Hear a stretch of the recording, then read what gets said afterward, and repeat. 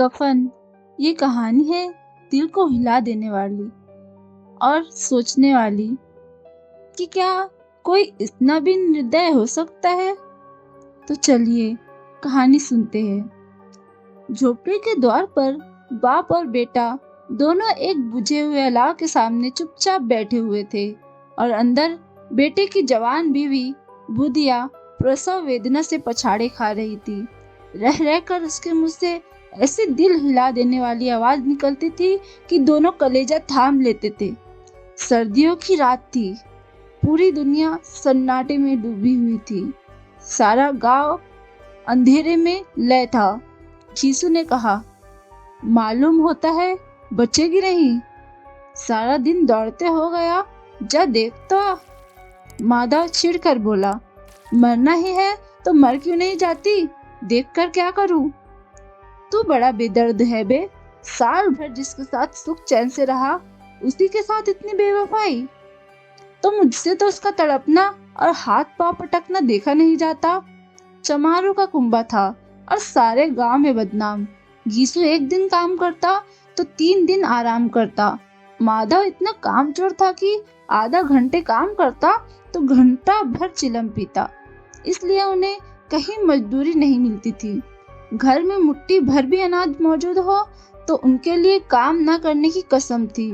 जब 2-4 फाके हो जाते तो घीसू पेड़ पर चढ़कर लकड़ियां तोड़ लाता और माधव बाजार में उसे बेच आता। जब तक पैसे रहते दोनों इधर उधर मारे मारे फिरते। गांव में काम की कमी न थी। किसानों का गांव था। मेहनती आदमी के लिए 50 काम थे, मगर इन दोनों को उसी वक्त बुलाते जब 2 आदमियों से एक का काम पाकर भी संतोष कर लेने के सिवा और कोई चारा न होता। अगर दोनों साधु होते तो इतने संतोष और धैर्य के लिए उनको कोई बड़ा मुकाम मिल गया होता। ये तो इनकी विचित्र जीवन था इनका। घर में मिट्टी के 2-4 बर्तन के सिवा कोई संपत्ति नहीं।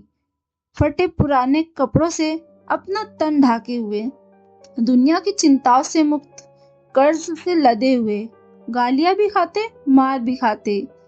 ढीठ इतने कि वसूली की बिल्कुल आशा न रहने पर भी लोग इन्हें कुछ न कुछ कर्ज दे ही देते। मटर आलू की फसल में दूसरे के खेतों से मटर या आलू उखाड़ लाते और भून भान कर खा लेते, या 10-5 ऊख उखाड़ लाते और रात को चूसते। यीशु ने इसी आकाश विस्पत्ति में 60 साल की उम्र काट दी और माधव उसका बेटा उसी की तरह बाप की बताई हुई राह पर चले जा रहा था। इस वक्त भी दोनों अलाव के सामने बैठकर आलू ढूंढ रहे थे जो कि किसी खेत से खोद लाए थे। यीशु की स्त्री का तो बहुत दिन हुए देहांत हो गया था, यानी वो मर चुकी थी। माधव की शादी पिछले साल हुई थी। जब से ये औरत आई थी इसने इस खानदान में व्यवस्था की नींव डाली थी और इन दोनों बेगैरतों का पेट भरती रहती थी। जब से वो आई ये दोनों और आलसी और आराम तलब हो गए थे, बल्कि कुछ अखड़ने भी लगे थे। कोई किसी काम के लिए बुलाता तो ये अकड़ कर बोलते दुगनी मजदूरी चाहिए, तो ये अकड़ कर दुगनी मजदूरी मांगा करते। वही औरत आज प्रसव वेदना से मर रही थी और ये दोनों इसी इंतजार में थे कि वो मर जाए तो आराम से सोए। घीसू ने आलू निकाल कर छीलते हुए कहा, जाकर देख तो आ, क्या दशा है उसकी। चुड़ैल का फिसाद होगा और क्या, यहाँ तो ओझा भी 1 रुपया मांगता है। माधव को भय था कि वो कोठरी में गया तो घीसू आलूओं का बड़ा भाग साफ कर देगा। बोला, मुझे वहां जाते डर लगता है। डर किस बात का, मैं तो यहाँ हुई, तो तुम ही जाकर देखो ना। मेरी औरत जब मरी थी तो मैं 3 दिन तक उसके पास से हिला तक नहीं था और फिर मुझसे लज्जाएंगी भी ना। जिसका कभी मुंह तक नहीं देखा आज उसका उधड़ा हुआ बदन देखूं, उसके तन की सुध भी ना होंगी। मुझे देख लेंगी तो घुलकर हाथ पैर भी ना पटक सकेंगी। मैं सोचता हूँ कोई बाल बच्चा हो गया तो क्या होगा। सोंठ गुड़ तेल कुछ भी तो नहीं है घर में, सब कुछ आ जाएगा। भगवान दे तो। जो लोग अभी 1 पैसा नहीं दे रहे वे ही कल बुलाकर रुपए देंगे। मेरे 9 लड़के हुए, घर में कभी कुछ न था। मगर भगवान ने किसी न किसी तरह बेड़ा पार ही लगा दिया। जिस समाज में रात दिन मेहनत करने वालों की हालत उनकी हालत से कुछ बहुत अच्छी न थी, जो किसानों की दुर्बलताओं से लाभ उठाना जानते थे, कहीं ज्यादा संपन्न थे। हम तो कहेंगे यीशु किसानों से कहीं ज्यादा अच्छा जीवन बिता रहा था। हाँ, उसमें ये शक्ति ना थी कि बैठकबाजों के नियम और नीति का पालन करता। इसीलिए जहाँ उसकी मंडली के और लोग गांव के सरगना और मुखिया बने हुए थे, उस पर सारा गांव उंगली उठाता था।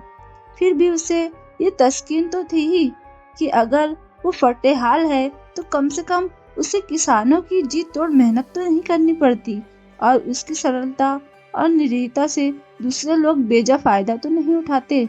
दोनों आलू निकाल निकाल कर जलते जलते खाने लगे। कल से कुछ नहीं खाया था, इतना सब्र न था कि ठंडा हो जाने देते। कई बार दोनों की जबानें जल गई। छिल जाने पर आलू का बाहरी हिस्सा जबान हलक तालू को जला देता था। दोनों आलू निकाल निकाल कर जलते जलते खाने लगे, और उस अंगारे को मुंह में रखने से ज्यादा खैरियत इसी में थी कि वो अंगार अंदर पहुंच जाए। वहां उसे ठंडा करने के लिए काफी सामान थे, इसलिए दोनों जल्दी जल्दी निकल जाते। हालांकि इस कोशिश में उनकी आंखों से आंसू निकल आते। यीशु को उस वक्त ठाकुर की बारात याद आई, जिसमें 20 साल पहले वो गया था। उस दावत में उसे जो मजा आया था, वो उसके जीवन में एक याद रखने लायक बात थी, और आज भी उसकी याद ताजा थी। बोला वो भोज नहीं भूलता। तब से फिर उस तरह का खाना और भरपेट नहीं मिला। लड़की वालों ने सबको भरपेट पूरियां खिलाई थी। सबको, छोटे बड़े सबने पूरियां खाई, और असली घी की चटनी, रायता, 3 तरह के सूखे साग, एक रसेदार तरकारी, दही, चटनी, मिठाई। अब क्या बताऊं, उस भोज में क्या स्वाद मिला। कोई रोक टोक नहीं थी। जो चीज जितना चाहो, जितना मांगो उतना खाओ।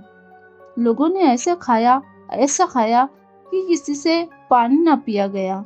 मगर परोसने वाले थे कि पत्तल में गरम गरम गोल गोल स्वादिष्ट कचौरियां डाल देते। मना करते कि नहीं चाहिए, पत्तल पर हाथ रुके हुए है, मगर वो है कि दिए जाते हैं। और जब सबने मुंह धो लिया तो पान इलायची भी मिली, मगर मुझे पान लेने की कहाँ सुध थी। खड़ा हुआ न जाता था, पर जाकर अपने कंबल पर लेट गया। ऐसा दिल दरियाव था वो ठाकुर। माधव ने इस खाने का मन ही मन में मजा लेते हुए कहा, अब हमें कोई ऐसा भोज नहीं खिलाता, अब कोई क्या खिलाएगा। वो जमाना दूसरा था, अब तो सबको किफायत सूझती है। शादी ब्याह में खर्च मत करो, क्रियाक्रम में खर्च मत करो। पूछो गरीबों का माल बटोर कर कहाँ रखेंगे। बटोरने में तो कमी नहीं है, हाँ खर्च में किफायत सूझती है। तुमने 1-20 पूरियां खाई होंगी, 20 से ज्यादा खाई थी। मैं 50 खा जाता, 50 से कम मैंने न खाई होंगी। अच्छा पका था, तू तो मेरा आधा भी नहीं है। आलू खाकर दोनों ने पानी पिया, और वहीं अल्लाह के सामने अपनी धोतियां ओढ़कर पाँव पेट में डाले सो रहे, जैसे 2 बड़े बड़े अजगर गेंडुलिया मारे पड़े हो, और बुधिया अभी तक करा रही थी। आगे की कहानी सुनने के लिए हमारे चैनल को सब्सक्राइब करें, वीडियो को लाइक करें और कमेंट करना ना भूलें।